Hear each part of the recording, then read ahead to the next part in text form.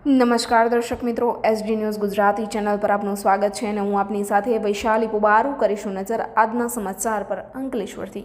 અંકલેશ્વર શહેરના કસાઈવાડ વિસ્તારમાં એક રહેણાંક મકાનમાં અચાનક જ આગ ભભૂકી ઉઠતા ભારે દોડધામ મચી હતી।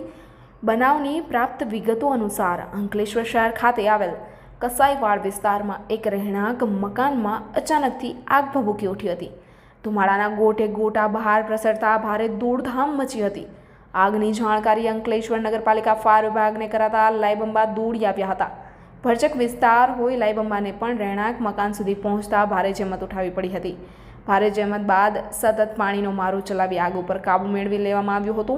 સદનસીબે ઘટનામાં કોઈ પણ જાતની જાનહાની થવા પામી ન હતી, જેને લઈને સ્થાનિક રહીશોએ હાશકારો અનુભવ્યો હતો। જો કે આગને પગલે ઘરમાલિકને આર્થિક નુકસાન વેઠવાનો વારો આવ્યો હતો। આગની ઘટનાને લઈને દક્ષિણ ગુજરાત વીજ કંપનીની ટીમે પણ સ્થળ ઉપર પહોંચી સમગ્ર વિસ્તારનો તાત્કાલિક ધોરણે વીજ પુરવઠો બંધ કરી દીધો હતો।